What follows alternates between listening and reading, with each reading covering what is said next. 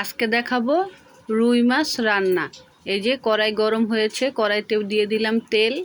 তেলটা গরম হয়ে আসলে এখানে দিয়ে দিব আমার হলুদ মরিচ লবণ দিয়ে মেখে রেখেছিলাম মাছ এগুলো।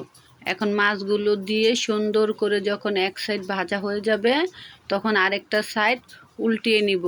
মাছ ভাজা হয়ে গেলে এখন ওই তেলে আমি দিয়ে দিব এখানে পেঁয়াজ আর রসুন কুচি।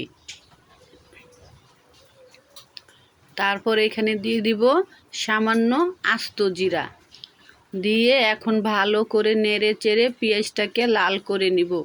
পেঁয়াজ যখন আমার লাল হয়ে আসবে তখন এখানে দিয়ে দিব হলুদ মরিচ লবণ, দিব সামান্য পানি দিয়ে ভালো করে নেড়ে চেড়ে মশলাটাকে কষিয়ে নিব।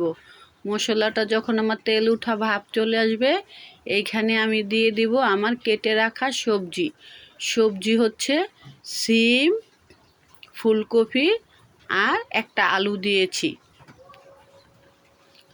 আলুটা আপনাদের জন্য অপশনাল, চাইলে দিতেও পারেন নাও দিতে পারেন। আমি সব তরকারিতে আলুটা আমার থাকে, কেন আমার রাজকন্যা আলু খেতে পছন্দ করে। কিন্তু সবজি দিয়ে রান্না করলে কিন্তু অনেক সুন্দর হতো, কালারফুল হতো। তারপরেও আমার রাজকন্যার কথা ভেবে আমি এখানে আলু অ্যাড করেছি। দেখেন আমার সবজিটা কত সুন্দর কালারফুল হয়েছে, কষানোটা কত সুন্দর হয়েছে। সিম ফুলকপি দিয়ে আর সাথে একটা আলু দিয়েছি। তারপর এটা কষানো হয়ে গেলে দিয়ে দিব পরিমাণ মতো পানি দিয়ে পানিটা যখন গরম হয়ে আসবে এখানে দিয়ে দিব আমার ভেজে রাখা রুই মাছগুলো। মাছটা দিয়ে যখন আমার পরিমাণ মতো ঝোল হয়ে আসবে তখন নামিয়ে ফেলবো। আমার আজকের রেসিপিটা ভালো লাগলে বাসায় ট্রাই করবেন। দেখেন কত সুন্দর মাখা মাখা হয়ে আসছে।